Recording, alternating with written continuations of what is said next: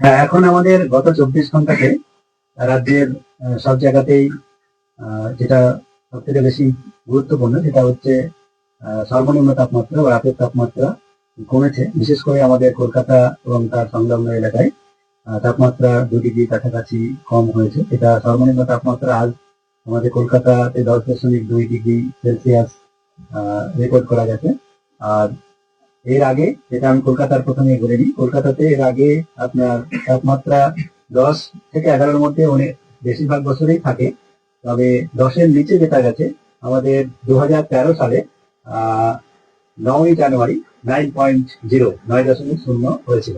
তবে এটি আমাদের যদি আমরা সর্বনিম্ন তাপমাত্রা নিরিখে যদি দেখি, তাহলে সর্বনিম্ন তাপমাত্রার নিরিখে যদি 10 র্যাঙ্কিং করি 1 থেকে 10-এর মধ্যে, সেটা আপনার 9.0 2013-তে যেটা হয়েছিল সেটা সপ্তম, 7।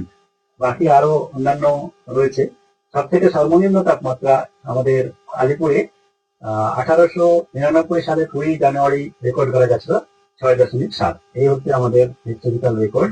আর আমরা যদি গত কয়েক বছরের দেখি, 10 থেকে 11-র মধ্যে কাছাকাছি যেটা রয়েছে আমাদের 2023-এও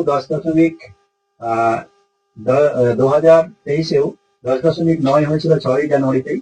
2018-তে 10.5 হয়েছিল 8ই জানুয়ারি। এরকম ভাবে 10 থেকে 11-র মধ্যে তাপমাত্রা আপনার গত 10 বছরের মধ্যে বেশ কয়েক বছরই রয়েছে। এই হচ্ছে আমাদের কলকাতার। এখন আমাদের আবহাওয়ার যা পরিস্থিতি, তাতে আগামী কয়েকদিনে এই শীতল আবহাওয়া থাকবে। আমরা কালকে যেমন শীতল দিনের পূর্বাভাস দিয়েছিলাম, সেটা আছে। তার সঙ্গে সঙ্গে একদম বিক্ষিপ্ত ভাবে কেবলমাত্র বীরভূম এবং বর্ধমান জেলায় শৈত্যপ্রবাহ হতে পারে। এই হচ্ছে আমাদের পূর্বাভাস এখন, যেটা মূলত এখন আরেকটা যেটা রয়েছে এখন আমাদের বঙ্গোপসাগরে একটা সুস্পষ্ট নিম্নচাপ তৈরি হয়েছে। গতকালকে রাত্রে নিম্নচাপটি তৈরি হয়েছে, আর আজকে সকালে সুস্পষ্ট নিম্নচাপ রয়েছে। এটা দক্ষিণ পূর্ব বঙ্গোপসাগরে রয়েছে, আর দক্ষিণ পশ্চিম বঙ্গোপসাগরে এটি আমাদের গভীর নিম্নচাপে পরিণত হওয়ার সম্ভাবনা রয়েছে 24 ঘন্টার মধ্যে। এবং আগামী 48 ঘন্টায় এটি আমাদের দক্ষিণ পূর্ব থেকে দক্ষিণ পশ্চিম বঙ্গোপসাগরে বরাবরই তার করছে। এটির আমাদের উপরে কোনো প্রভাব নেই, কিন্তু এর প্রভাবে বায়ুর নিম্নস্তরের গতিবেগ আমাদের যে পশ্চিমবঙ্গের উপরে উত্তর পশ্চিম দিক থেকে যে হাওয়াটা আসছে, তার গতিবেগ কিছুটা হলেও বেড়েছে, যার জন্য এই তাপমাত্রাটা আরেকটু কমেছে।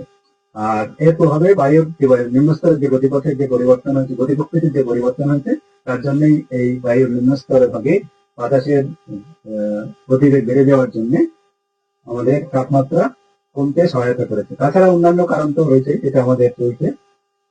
আর সর্বোচ্চ তাপমাত্রাও এখন আমাদের কম রয়েছে সব জায়গাতেই। এখন আমাদের আগামী 7 দিনের রাজ্যের যেটা পূর্বাভাস, আমি বিস্তারিত ভাবে বলছি। আগামী 7 দিনের রাজ্যের আগামী 4 দিন পর্যন্ত 7 দিনই প্রথমে শুষ্ক আবহাওয়া থাকবে। আমাদের বৃষ্টিপাতের কোনো সম্ভাবনা নেই। আগামী 7 দিনে আমাদের রাজ্যের কোনো জেলাতেই বৃষ্টিপাতের সম্ভাবনা নেই।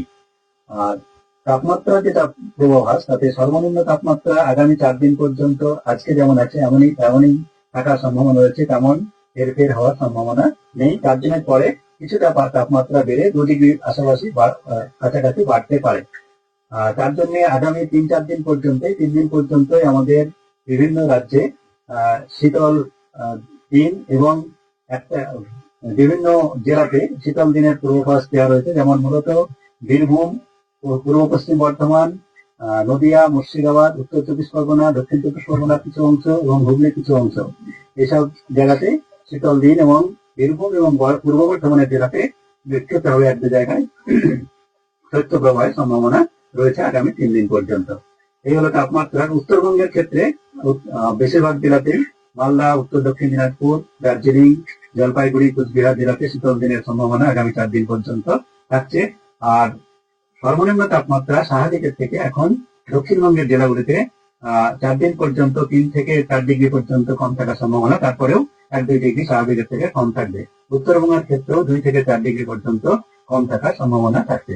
সর্বোচ্চ তাপমাত্রার ক্ষেত্রেও আমাদের স্বাভাবিকের থেকে তাপমাত্রা কম থাকার সম্ভাবনা রয়েছে।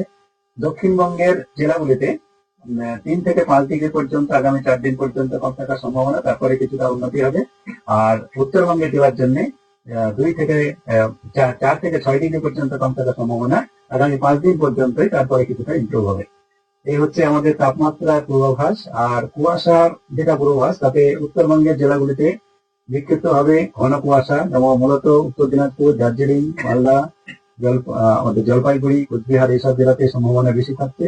এবং সব জেলাতেই হালকা থেকে মাঝারি কুয়াশা তো থাকবেই। সকালবেলায় কুয়াশা থাকবে এবং সকালের পরে দুপুরের আগে পর্যন্ত শিশির পড়ার মতো আবহাওয়া থাকবে। আর দুপুরের পর থেকে আপনার উন্নতি হবে উত্তরবঙ্গের ক্ষেত্রে। আর দক্ষিণবঙ্গের ক্ষেত্রেও হালকা থেকে মাঝারি কুয়াশা সব জায়গাতেই থাকার সম্ভাবনা।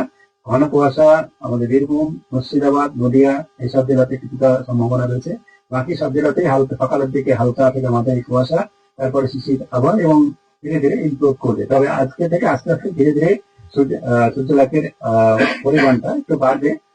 তার জন্য সর্বোচ্চ তাপমাত্রা কিছুটা বাড়ার সম্ভাবনা থাকবে মূলত পশ্চিমের জেলাগুলোতে। কিন্তু আমাদের পূর্বের জেলা, যেমন আমি বললাম নদিয়া, মুর্শিদাবাদ, উত্তর চব্বিশ পরগনা এবং সংলগ্ন বর্ধমান, বীরভূম এই জেলাগুলোতে দিনের তাপমাত্রা এখন কয়েকদিন কম থাকার সম্ভাবনা থাকছে।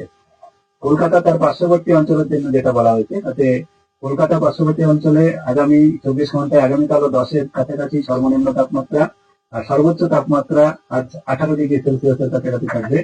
আর সকালের দিকে রাতের দিকে শিশির, সকালের দিকে হালকা থেকে মাঝারি কুয়াশা, তারপরে সকালের পরেও দুপুরের আগে পর্যন্ত শিশির পড়ার মতো আবহাওয়া থাকবে। আর পরে প্রধানত পরিষ্কার আকাশ থাকবে।